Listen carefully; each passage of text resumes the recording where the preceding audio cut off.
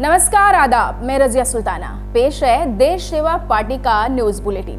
दोस्तों, देश सेवा पार्टी ने उत्तर प्रदेश के अपने मुख्यमंत्री पद के उम्मीदवार के नाम की घोषणा कर दी है। पार्टी ने इस घोषणा के लिए 12 सितंबर 2021 रविवार को लखनऊ के जैमिनी कॉन्टिनेंटल होटल में एक प्रेस कॉन्फ्रेंस आयोजित की।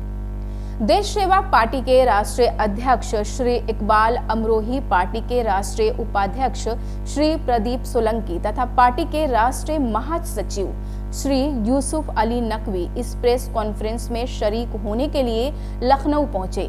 वे आगरा होते हुए लखनऊ पहुंचे। आगरा पहुंचने पर पार्टी की उत्तर प्रदेश यूनिट की अध्यक्ष श्री रमेश चंद्र दीक्षित ने उनका स्वागत किया। इस प्रेस कॉन्फ्रेंस में देश सेवा पार्टी की सनातन धर्म आचार्य परिषद के राष्ट्रीय अध्यक्ष स्वामी सौरभ राघवेंद्र आचार्य, पार्टी के राष्ट्रीय उपाध्यक्ष श्री प्रदीप सोलंकी, पार्टी की राष्ट्रीय प्रवक्ता सुश्री मैमुना नरगिस, पार्टी की उलेमा काउंसिल के राष्ट्रीय अध्यक्ष श्री मोइनुद्दीन चिश्ती तथा पार्टी की उत्तर प्रदेश शाखा की लीगल काउंसिल के अध्यक्ष श्री मोहन लाल ने शिरकत की। इस प्रेस कॉन्फ्रेंस का संचालन देश सेवा पार्टी की राष्ट्रीय प्रवक्ता सुश्री मैमुना नरगिस ने किया। मैमुना नरगिस पार्टी की राजस्थान शाखा की महासचिव भी हैं। वो हमेशा से महिलाओं के अधिकारों के लिए काम करती रही हैं तथा किसान शुरू से ही किसान आंदोलन से जुड़ी रही हैं। आप सभी लखनऊ वासियों को खैर मकदम है। इस देश सेवा पार्टी की उत्तर प्रदेश की पहली कॉन्फ्रेंस है ये, और आप सब लोगों का सपोर्ट, खास तौर पे मीडिया का सपोर्ट ज़रूरी है। और उम्मीद करती हूँ कि जिस कॉन्सेप्ट्स के साथ देश सेवा पार्टी उतर रही है, आप सब लोग उसको सहयोग भी देंगे और कॉन्स्टिट्यूशन को पसंद भी करेंगे, क्योंकि ये कॉन्स्टिट्यूशन तमाम अब तक जितनी भी पार्टीज हैं उनमें सबसे अलग और हटके हैं। हमने किसी भी चीज़ को कॉपी करने की कोशिश नहीं की है। हमने एक नया कॉन्सेप्ट लेकर आए हैं, क्योंकि आप सब लोग परिवार वाले हैं, आप सब लोग परिवार को चला रहे हैं। और देश की जो इस वक्त हालत है, मैं किसी एक राज्य की बात नहीं करती, मैं पूरे अपने देश की बात करती हूँ। तो इस वक्त देश में जो ज़रूरत है, वो जो जिन जिन चीज़ों की ज़रूरत है, वो चीज़ें, वो पॉइंट्स, वो कानून संविधान में देश सेवा पार्टी लेकर आई है। और मैं सबसे पहले अपना इंट्रोडक्शन दे दूं कि मैं मैमुना नरगिस राष्ट्रीय प्रवक्ता भी हूं और राजस्थान यूनिट से मैं महासचिव भी हूं। और मैं आप सभी लोगों का इस कार्यक्रम में तहे दिल से स्वागत करती हूं। प्रेस कॉन्फ्रेंस शुरू होने पर सबसे पहले देश सेवा पार्टी की उत्तर प्रदेश शाखा के महासचिव श्री निसार हुसैन ने देश सेवा पार्टी का परिचय दिया। श्री निसार हुसैन ने बताया कि देश सेवा पार्टी 23 सितंबर 2018 को बनाई गई तथा 14 अक्टूबर 2019 को चुनाव आयोग में रजिस्टर हुई। देश सेवा पार्टी 23 सितंबर 2018 को बनाई गई थी। 14 अक्टूबर 2019 को चुनाव आयोग में रजिस्टर हुई। इस पार्टी के संस्थापक हमारे राष्ट्रीय अध्यक्ष श्री इकबाल अमरोही हैं। ये पार्टी श्री इकबाल अमरोही तथा श्री यूसुफ अली नकवी, जो कि हमारे राष्ट्रीय महासचिव हैं, दोनों ने मिलकर बनाई। पार्टी की तमाम पॉलिसियां तथा संविधान श्री इकबाल अमरोही ने तैयार किए हैं। इस पार्टी की एक राष्ट्रीय कार्यकारिणी है। भारत के 8 राज्यों जैसे उत्तराखंड, पश्चिम बंगाल, कश्मीर तथा महाराष्ट्र में इस पार्टी की यूनिट्स हैं। पार्टी की लगभग 25 लोकसभा तथा लगभग 75 विधानसभाओं में यूनिटें काम कर रही हैं।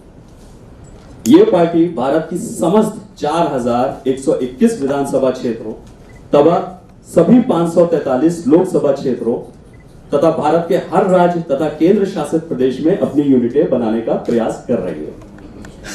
पार्टी समाज के हर वर्ग के लिए सेल बना रही है। पार्टी में सेल्स को काउंसिल कहा जाता है। पार्टी ने अभी तक जाफरी काउंसिल, उलेमा काउंसिल, सनातन धर्माचार्य council, legal council, green council तथा वुमेन काउंसिल स्थापित की हैं और इनकी काफी यूनिट्स बना ली हैं। पार्टी के अंदर महिलाएं काफी संख्या में हैं। पार्टी की तीनों प्रवक्ता महिला हैं। पार्टी के अंदर, जैसा कि आप जानते हैं कि हमारे देश में जो लोकतंत्र है, लेकिन देश की राजनीतिक पार्टियों के अंदर लोकतंत्र नहीं है। बहुत से लोग पार्टियों के साथ वर्षों से जुड़े रहते हैं, लेकिन टिकट बांटते समय उनको नजरअंदाज कर दिया जाता है। कई बार पैसे लेकर टिकट दिया जाता है, कई बार क्षेत्र के बाहर के लोगों को टिकट दे दिया जाता है, कई बार ऐसे लोगों को भी टिकट दे दिया जाता है जिन पर आपराधिक मामले चल रहे हों। देश सेवा पार्टी इस हालत को बदलने के लिए बनाई गई है। देश सेवा पार्टी के संविधान में लिखा है कि टिकट पार्टी के नेता नहीं देंगे, बल्कि हर निर्वाचन क्षेत्र में पार्टी के सदस्य ही पार्टी के उम्मीदवार को चुनेंगे। पार्टी के अंदर नियमित रूप से चुनाव होंगे। देश सेवा पार्टी का मुख्य एजेंडा भारत में चुनाव खर्च को कम करना है। पार्टी का मानना है कि इस समय भारत में जितनी भी समस्याएं हैं, उनकी जड़ यह है कि भारत में चुनाव दिन ब दिन महंगे होते जा रहे हैं। आज चुनाव के टिकट बेचे और खरीदे जा रहे हैं, ये हम सभी जानते हैं। देश सेवा पार्टी प्रदेश विदेश नीति के मामले में हमेशा भारत की हर केंद्र सरकार का साथ देगी। इस पार्टी का मानना है कि अंदर हमको एक दूसरे से कितना ही मतभेद क्यों ना हो, लेकिन विदेशियों के सामने हम सब एक हैं। इस पार्टी के संस्थापक श्री इकबाल अमरोही हैं। यह पार्टी श्री इकबाल अमरोही तथा श्री यूसुफ अली नकवी ने मिलकर बनाई है। पार्टी की तमाम पॉलिसियां तथा संविधान श्री इकबाल अमरोही ने तैयार किया है। इसके बाद देश सेवा पार्टी की उलेमा काउंसिल के राष्ट्रीय अध्यक्ष श्री मोइनुद्दीन चिश्ती ने देश सेवा पार्टी के सबसे पहले विधायक उम्मीदवार के नाम का ऐलान किया है। श्री चिश्ती ने ऐलान किया है कि लखनऊ वेस्ट विधानसभा सीट से देश सेवा पार्टी के उम्मीदवार श्री निसार हुसैन होंगे। देश सेवा पार्टी के इतिहास में यह बात लिखी जाएगी कि श्री निसार हुसैन पहले व्यक्ति हैं जिनको देश सेवा पार्टी का विधायक उम्मीदवार बनाया गया तथा इसका ऐलान श्री मोइनुद्दीन चिश्ती ने किया। लखनऊ वेस्ट विधानसभा सीट से देश सेवा पार्टी के उम्मीदवार के नाम का ऐलान करता हूं और ये नाम है जनाब निसार हुसैन साहब। आइए निसार हुसैन साहब तशरीफ लाएं। अल्लाह रब्बुल इज्जत आपको कामयाब करे और देश की खिदमत करने की तौफीक अता फरमाए। बहुत बहुत मुबारक हो निसार साहब, मुबारकबाद देती हूँ।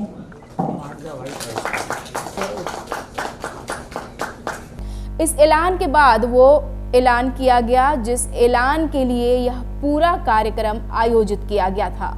देश सेवा पार्टी की सनातन धर्म आचार्य काउंसिल के राष्ट्रीय अध्यक्ष स्वामी सौरभ राघवेंद्र आचार्य ने देश सेवा पार्टी के उत्तर प्रदेश के मुख्यमंत्री पद के दावेदार का ऐलान किया। स्वामी सौरभ राघवेंद्र आचार्य ने घोषणा की कि श्री रमेश चंद्र दीक्षित देश सेवा पार्टी के उत्तर प्रदेश के मुख्यमंत्री पद के दावेदार होंगे। सौभाग्य का दिन है और सौभाग्य का विषय है कि हमारे बीच में ऐसी शख्सियत जिन्होंने पूरे देश में देश सेवा पार्टी का कम समय में इतना प्रचार प्रसार कर दिया, बिना पैसे के, बिना किसी धन बल के, बिना किसी मीडिया का। अब जाके पहली बार प्रेस कॉन्फ्रेंस आप लोगों के बीच में हो रही है, तो इसके लिए मीडिया बंधु आप ताली बजाओ सबसे पहले। हमें उम्मीद है कि हमारा एक हिस्सा आप भी है। कहीं ना कहीं जो ये देश में पार्टियां चला रही है उनको दूर करने में आज के टाइम में जो मीडिया की भूमिका है वो हमें सख्त आवश्यकता है कि कहीं ना कहीं उजागर करने की। ज्यादा समय नहीं लेते हुए सर्वप्रथम मैं बधाई देता हूं, धन्यवाद देता हूं आदरणीय हमारे राष्ट्रीय अध्यक्ष इकबाल अमरोही साहब, जिन्होंने और इनके साथ में हमारे महासचिव साहब यूसुफ अली जी, सैयद यूसुफ अली भाई, जो अक्सर मेरे से दिन में 2-3 बार चर्चा करते हैं, और मेरे नाम की जिन्होंने अनुशंसा की, हमारे मेरे पास में बेटी है मेमुना जी, सुश्री मेमुना जी ने ही इनसे मिला और कहा गुरुदेव आप इनसे एक बार संपर्क करिए, इनको बुलाया विशेष। तो मैं तीनों को सर्वप्रथम बधाई देता हूँ, धन्यवाद ज्ञापित करता हूँ कि इन्होंने मुझे इस योग्य समझा और पार्टी का राष्ट्रीय अध्यक्ष धर्माचार्य परिषद का नियुक्त किया। आपके लिए पुनः साधुवाद, कोटि कोटि आभार। आपने मीडिया भाइयों मुझे देखा होगा, अक्सर मीडिया में सारे चैनलों पे लगभग डिबेट करता हूँ और मेरी डिबेट ऐसी होती है कि लोग बात कहते हैं कि मुझे जो जहाँ पे हिंदू मुस्लिम लोग बाग फालतू की बातें करते हैं कि उनका काम ही ऐसा ही है और शाम को वो लोग एक साथ बैठ के खाना खाते हैं, लेकिन टीवी पे ऐसा कर देंगे कि परिवारों में लड़ाइयां हो जाती है, वो दुख का विषय है। तो इकबाल अमरोही साहब ने मुझ पे विश्वास जताया कि हम सब मिलके इस देश सेवा पार्टी में ऐसी कुरीतियों को दूर करेंगे और आगे ऐसे व्यक्तियों को सामने लाएंगे, साथ में लेंगे, उनको विधायक बनाएंगे, सांसद बनाएंगे, ताकि उन बीमारियों को दूर कर सके जो समाज में गंदगी फैली हुई है। जाति के नाम पे, धर्म के नाम पे आज देश में ऐसी ऐसी पाखंडवाद बीमारियां फैला दी गई, लोगों के छोटे से बच्चे के सामने इतना बुरा जहर घोल दिया गया कि उसे हिंदू मुस्लिम का पता नहीं रहता, लेकिन आज उसके महल में ऐसा जहर घोल दिया जाता है। आप मीडिया बंधुओं, हमें आपसे आशा है कि देश सेवा पार्टी का आप कंधे से कंधा मिला के हमारे साथ रहेंगे। हमारे पास पैसा नहीं है बांटने के लिए, ये साफ सुथरा काम है। हमारे पास पैसा नहीं है, लेकिन हमारे पास सत्यता है। हम उस सत्य की लड़ाई में लड़ने जा रहे हैं और यूपी जैसे शहर में लड़ने जा रहे हैं, उस आपसे क्या छिपा हुआ है।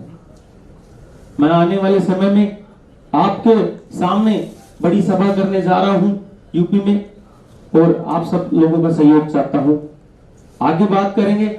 हम यहाँ के प्रदेशाध्यक्ष और मुख्यमंत्री प्रत्याशी, मुख्यमंत्री, भावी मुख्यमंत्री के उम्मीदवार की घोषणा हम करने जा रहे हैं, क्योंकि कहते हैं संतों के मुख से अगर की जाए भविष्यवाणी तो कहीं ना कहीं सिद्ध तो होती है। तो हम कोशिश कर रहे हैं इस देश सेवा पार्टी को धीरे धीरे उन मुकाम पे पहुंचाने की। कहीं ना कहीं देश में आने वाले समय में देश सेवा पार्टी का भी एक झंडा बुलंद होगा और वो जल्दी ही होगा, आप सब लोगों के सामने होगा। हमारे बीच में प्रदेशाध्यक्ष आदरणीय मुख्यमंत्री पद के दावेदार, जीतते ही देश सेवा पार्टी की तरफ से जो मुख्यमंत्री पद के दावेदार होंगे, आदरणीय हमारे बीच में बैठे हैं भाई रमेश चंद्र दीक्षित जी। सर्वप्रथम आपको मंच पे बुलाना चाहता हूं और इनके नाम की घोषणा के लिए हम सब पार्टी के पदाधिकारी एक आवाज में बोल रहे हैं, जय जय देश सेवा पार्टी। ये हमारा नारा है, जय जय देश सेवा पार्टी। आदरणीय जी, बहुत सर्वप्रथम एक बार पुनः इनको बधाई देते हुए साधुवाद, शुभकामनाएं प्रेषित करता हूं। धन्यवाद।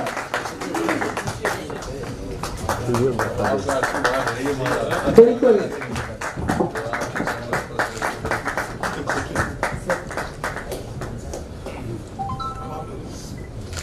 पुनः शुभकामनाएं, साधुवाद। ठाकुर जी आगे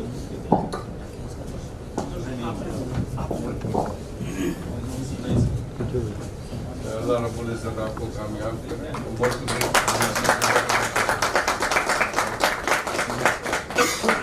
वो गंगा जमनी तहजीब और भाईचारे की देगी। ये शायद पहली बार ऐसा होगा कि दो धर्मों के धर्मगुरु यहाँ मौजूद हैं और दोनों ही दुआओं के लिए प्रत्याशियों को आगे हाथ बढ़ा रहे हैं। ये अपने आप में बहुत ही बड़ा काम है, क्योंकि सभी धर्मों से जो बढ़कर कोई चीज है वो है इंसानियत, जो आज की तारीखों में खत्म होती जा रही है। श्री रमेश चंद्र दीक्षित देश सेवा पार्टी की उत्तर प्रदेश शाखा के अध्यक्ष हैं। वो आयकर विभाग के एक सीनियर अधिकारी रह चुके हैं तथा आगरा के रहने वाले हैं। देश सेवा पार्टी के उत्तर प्रदेश के मुख्यमंत्री पद का उम्मीदवार बनने के बाद श्री दीक्षित ने पत्रकारों से बात करते हुए कई अहम मुद्दों पर अपने विचार रखे। उन्होंने ऐलान किया कि देश सेवा पार्टी उत्तर प्रदेश की सभी सीटों पर अपने उम्मीदवार उतारेगी। उन्होंने कहा कि उनकी सरकार निजीकरण नहीं होने देगी। आज देश की कंपनियों को पट्टे पर दिया जा रहा है, हो सकता है कल इन कंपनियों को किसी और को बेच दिया जाए, इसलिए हम देश में निजीकरण नहीं होने देंगे। दोस्तों, जैसा कि आपको मालूम है कि साल 2004 से देश में पेंशन समाप्त कर दी गई है। उत्तर प्रदेश के होने वाले मुख्यमंत्री श्री दीक्षित ने ऐलान किया है कि उनकी सरकार पेंशन को दोबारा शुरू कर देगी। उत्तर प्रदेश के भावी मुख्यमंत्री ने ऐलान किया है कि उनकी सरकार पत्रकारों को मासिक भत्ता देगी तथा उनके साथ किसी अनहोनी की स्थिति में उनके परिवार के सदस्य को नौकरी देगी। उत्तर प्रदेश के अगले मुख्यमंत्री ने ऐलान किया है कि उत्तर प्रदेश में देश के सभी प्रदेशों के मुकाबले पेट्रोल और डीजल 7 रुपए कम कीमत पर बेचे जाएंगे। उन्होंने कहा कि महिलाओं को पूरी सुरक्षा दी जाएगी तथा दलितों पर होने वाले अत्याचारों को रोका जाएगा। भावी मुख्यमंत्री श्री दीक्षित ने कहा कि न्याय प्रक्रिया को बेहतर बनाया जाएगा। सभी को सबसे पहले हमारा कोट गुरुत्व साथी है। सभी ने आस्था और विश्वास व्यक्त किया है। अगर आज सभी लोगों का विशेषकर पत्रकार बंधु आशीर्वाद रहा तो हम अवश्य सफल होंगे। और इस समय पार्टी को एक एक व्यक्ति को एक एक साथी को हर जगह जोड़ना है तथा हमें हर विधानसभा में चुनाव लड़वाना है। पार्टी ने बहुत सी बातें रखी। सबसे पहला ये है कि हमारा जो चुनाव है जिसकी प्रक्रिया के विषय में प्रकाश डाला जा चुका है। इसके अलावा हमें जो कार्य करना है, जो समस्याएं प्रदेश में खड़ी हुई हैं, क्या देश में खड़ी हुई हैं, सबसे पहले हम आपको बता दें कि हमारे यहाँ जो प्राइवेटाइजेशन चल रहा है हम उसको खत्म करेंगे। आज पट्टे पे दिया जा रहा है, देश की चीजों को पट्टे पे नहीं देंगे, क्योंकि आज आपने पट्टे पे दे दिया, कल उसका क्या होगा मुझे पता नहीं, क्यों आने वाली पीढ़ी का क्या होगा उसका पता नहीं। इसका असर आएगा 20 साल बाद, 20 साल बाद इसका असर आएगा, क्योंकि जब हम लोग पट्टे दे देंगे, वो दे देंगे तो ये लोग महंगा करेंगे। आज सबका सेंट्रलाइजेशन हो रहा है, क्या पता ये कल पट्टे जो आपने दिए हैं कल विदेशियों को बेच दें और हम लोग स्थिति को गरीबत को प्राप्त, स्थिति हमारी आर्थिक खराब होगी। जब पट्टे पे चीजें चली जाएंगी, आपको जो मालूम है कि किस तरीके से जो हमारे जो कंपनियां हैं या जो वर्ग लोग हैं वो नौकरी पे रखते हैं और कितना वेतन देते हैं, क्या उससे परिवार की पूर्ति हो सकती है? नहीं हो सकती। सबसे बड़ा काम नेताओं को जो है पेंशन मिल रही है देश के अंदर, लेकिन कर्मचारियों को नहीं मिल रही। अतः जो पेंशन 2004 से बंद कर दी गई है उस पेंशन स्कीम को सभी साथियों के लिए पुनः चालू किया जाएगा। हमारे जैसे पत्रकार बंधु हैं, दिन रात मेहनत करते हैं और कई जगह ऐसी स्थिति आती है कि जहां इन्हें अपनी जान तो जोखिम में डालनी पड़ती है। कभी कभी हमारे साथियों की जान चली जाती है, उनके परिवार के लिए कुछ ज्यादा नहीं किया जाता है, लेकिन ये पार्टी आएगी तो निश्चित एक भत्ता आप लोगों के लिए निश्चित किया जाएगा। और साथ में मैं विश्वास दिलाता हूं, अगर किसी के साथ भगवान करे अनहोनी ना हो, लेकिन कोई देख के नहीं आया है, अगर कोई भी घटना होती है तो उसके परिवार को हम नौकरी देंगे, जिससे कि उनके परिवार का आधार और आलम्बन चलता रहे। अभी आपने सुना होगा कि गंगा एक्सप्रेस पे जो पहले फरुखाबाद की तरफ से निकलना चाहिए था, ना निकालकर उसे जलालाबाद की तरफ से निकाल दिया गया। हमारा विचार फरुखाबाद, इसीलिए हम फरुखाबाद जाएंगे कि जो हमारा गंगा एक्सप्रेस पे है वो फरुखाबाद को, गंगा जी को टच करते हुए निकले। कृषि कानून जिसके पीछे लोग बैठे हुए हैं, कृषि कानूनों में सरकार कोई सुनवाई नहीं कर रही। जितनी भी वार्ताएं इसमें आई हैं, हम इन कानूनों को लागू नहीं होने देंगे।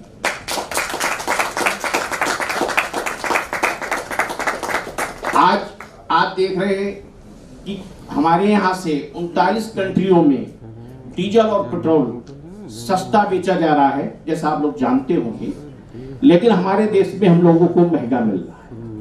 अतः हम अपने प्रदेश में देश से 7 रुपए सस्ता डीजल और पेट्रोल उपलब्ध कराएंगे।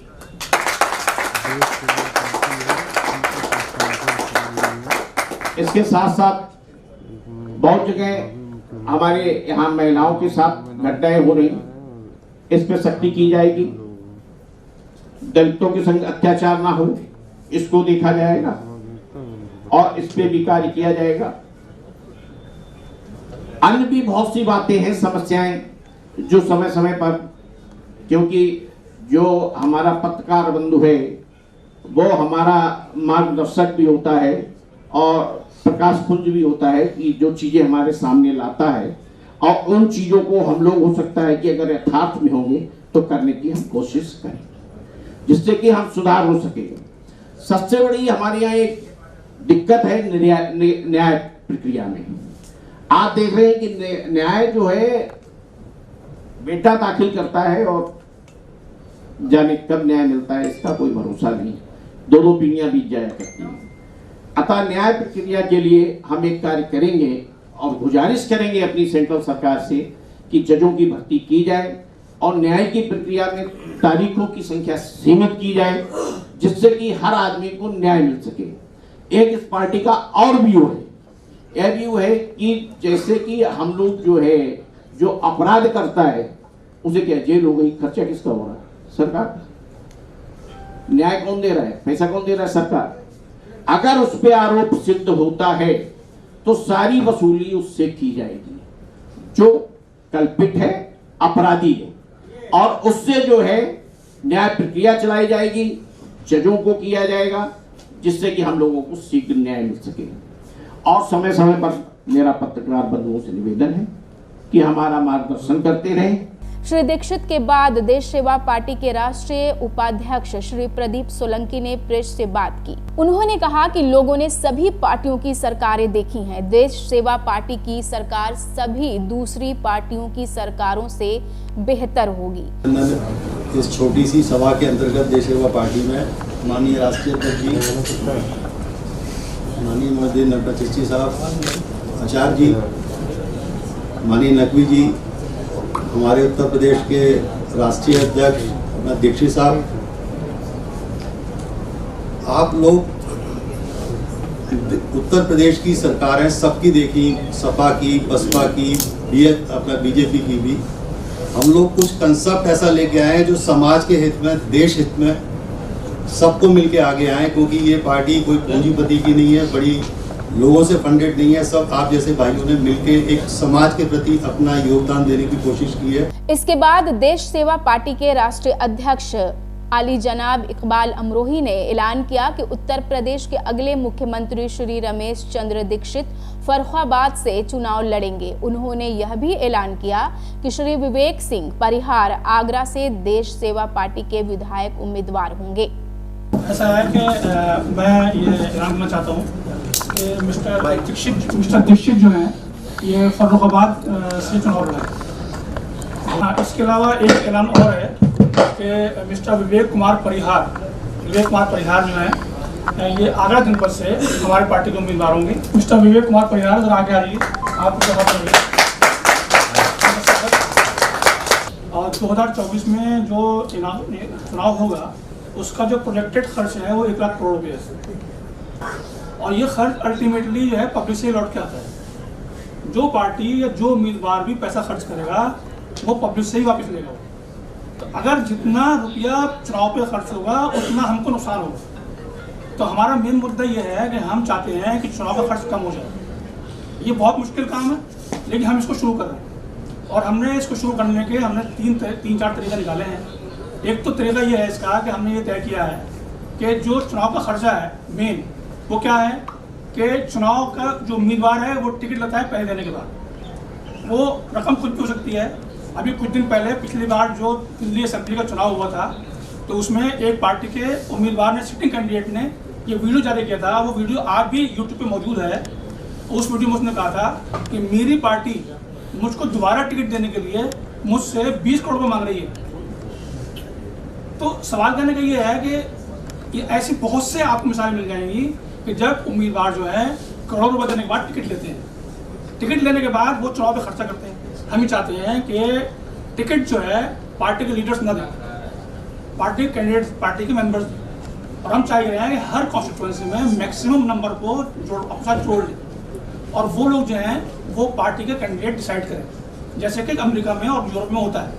कि अभी देखिए आप, जैसे डेमोक्रेटिक पार्टी थी तो उसका जो कैंडिडेट था तो पहले उस पार्टी के अंदर इलेक्शन हुआ, जब उस पार्टी ने तय कर दिया तो वो कैंडिडेट बाहर गए इलेक्शन होने के लिए। हम चाहते हैं कि वो सिस्टम इंडिया में लेकर आए कि हर कॉन्स्टिट्यूएंसी में हमारे पार्टी के मेंबर्स पहले कैंडिडेट चुने और वो कैंडिडेट जो आगे जाके लड़े।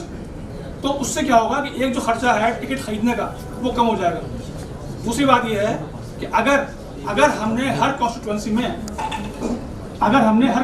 में मेंबर्स बढ़ा लिए तो हमारे कैंडिडेट की जीत आसान हो जाएगी। जितने हमारे मेंबर्स होंगे उतने हमारे वोटर्स होंगे। तो हमारी कोशिश ये है कि हम हर कॉन्स्टिट्यूएंसी में नंबर ऑफ मेंबर्स को बढ़ाएं और उसके लिए हमने पूरा कैंपेन चला रखा है और हम पूरी कोशिश कर रहे हैं। तो एक बात ये हुई। दूसरी बात ये है कि हम चाहते ये हैं कि हमारी पार्टी का खर्चा जो इनकम हमको मेंबर से होती है, चाहे वो मेंबरशिप फीस से हो या उनके डोनेशन से हो या उनके हेल्प से हो, उससे हम पूरा करें। हम चाहते हैं कि हम किसी बड़े उद्योगपति से पैसा न लें ताकि ऐसा ना हो कि वो हमारी पॉलिसी को इन्फ्लुएंस करे। तो ये हमारी पॉलिसी है। तो मेन मुद्दा हमारा ये है कि हम चाहते हैं कि चुनाव का खर्च कम हो जाए। दूसरी बात ये है कि हम चाहते ये हैं, हमारी पार्टी ने ये ऐलान किया है कि पार्टी जो है हर नागरिक को मासिक भत्ता देगी और इसीलिए हमारी पार्टी का जो थीम है वो ये है कि सबको सत्ता और सबको भत्ता। हम सबको सत्ता का मतलब ये है कि हर पार्टी का हर मेंबर वोटर भी है और कैंडिडेट भी है। हर कॉन्स्टिट्यूएंसी में हर हमारा मेंबर जो है उसे यह हक है कि वो कैंडिडेट बने और अपने जो उनको खुद को वोट ले। तो सबको सत्ता का मतलब ये है और सबको भत्ता का मतलब ये है कि हम चाहते हैं कि हर नागरिक को कुछ ना कुछ सरकार से पैसा मिलना चाहिए। हम किसानों की मांग का समर्थन करते हैं और हमने ये भी ऐलान कर रहे हैं कि हमारा एक डिप्टी सीएम जो है किसान होगा। हमारा मानना यह है कि देश के अंदर जो भी समस्या है उसकी जड़ चुनाव के खर्चे में है। जब तक चुनाव का खर्चा कम नहीं होगा ये सब समस्याएं चलती रहेंगी और इसमें किसी एक पार्टी को दोष देने की जरूरत नहीं है। सब पार्टियों का सिस्टम वही है। सब पार्टियों में जो टिकट दिए जाते हैं उसका देने का सिस्टम एक ही है। किसी को अब ये है किसी की गलती कम किसी की गलती ज़्यादा, क्योंकि सिस्टम वही है।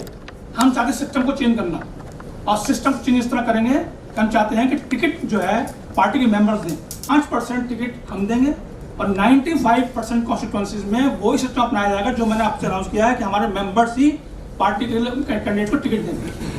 तो हम तकरीबन 20 लोगों को टिकट देंगे बस। बाकी तमाम लोगों के जो चुनाव होगा वो हमारे पार्टी के मेंबर्स करेंगे।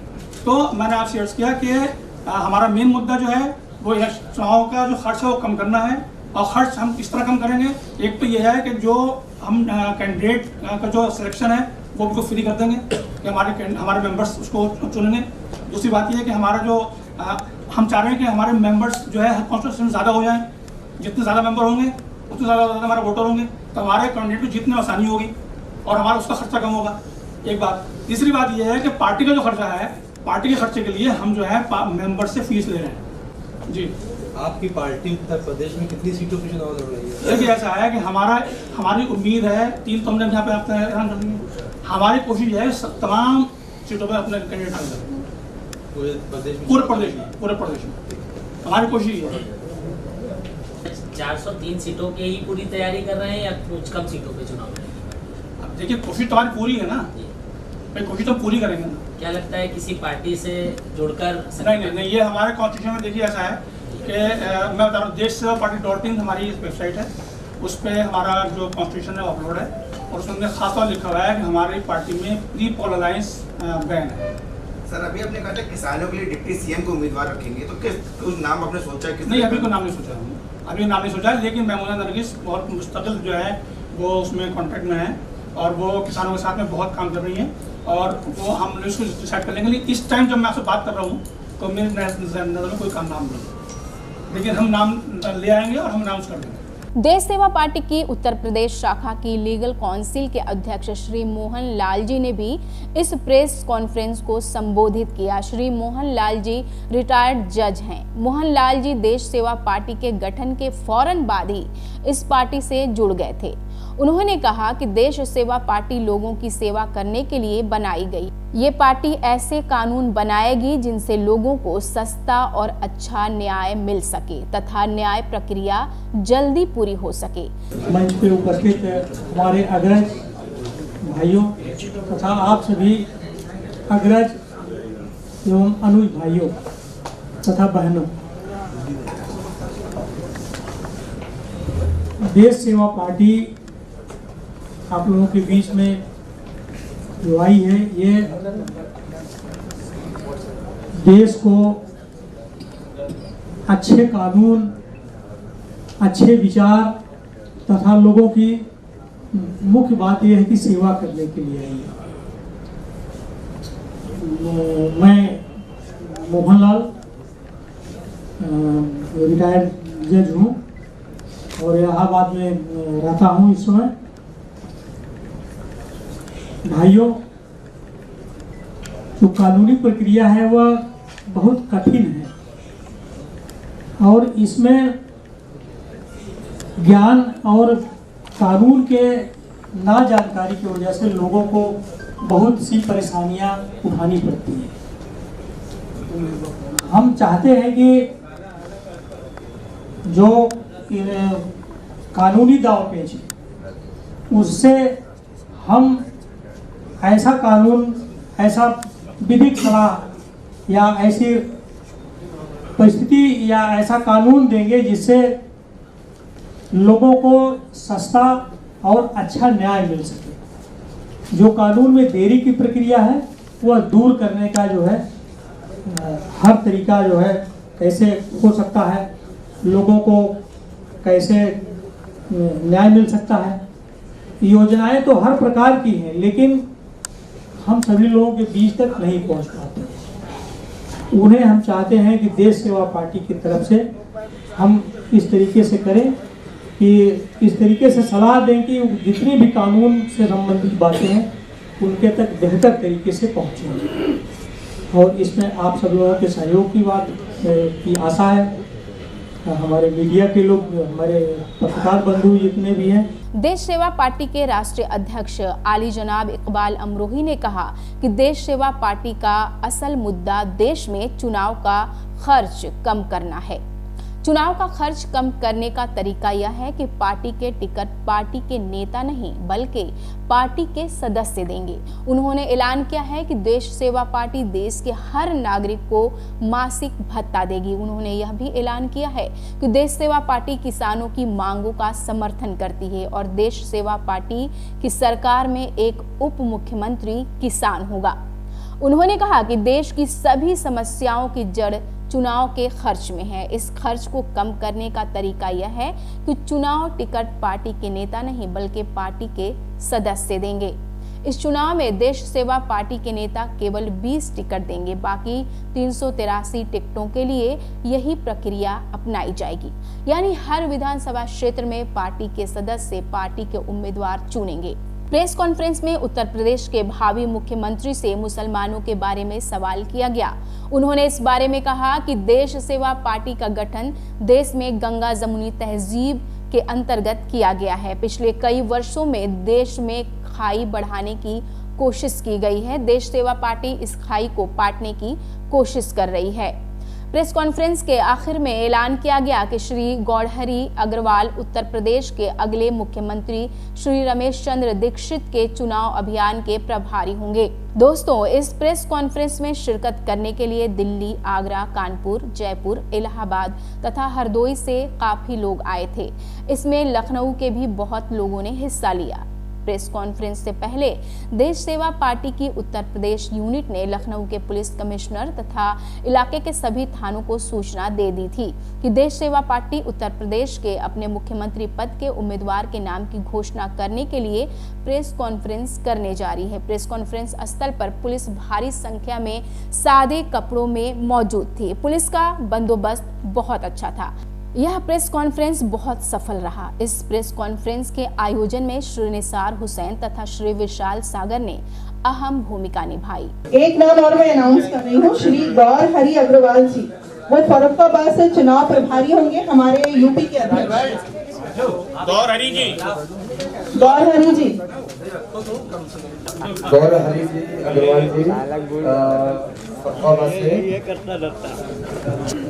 पीछे बैठे देखिएगा सर, सामने देखिएगा। हाँ, हार पहना के देखिएगा। इधर देखिए सर, आप भी जी इधर देखिएगा। हाँ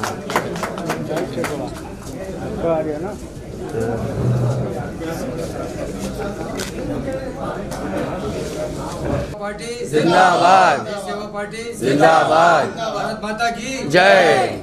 भारत माता की जय। वंदे मातरम। वंदे मातरम।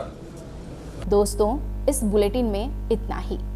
आप सबसे देश सेवा पार्टी का सदस्य बनने का अनुरोध है। देश सेवा पार्टी किसी भी प्रकार के भेदभाव के बिना सभी देशवासियों को अपना सदस्य बना रही है। इस पार्टी का सदस्य बनने का तरीका इस वीडियो के डिस्क्रिप्शन में दिया गया है। आपसे अनुरोध है कि यदि आपने हमारे इस चैनल को सब्सक्राइब नहीं किया है तो मेहरबानी करके इसको सब्सक्राइब कर लें और घंटी का बटन जरूर दबा दें। नमस्कार, जय भारत।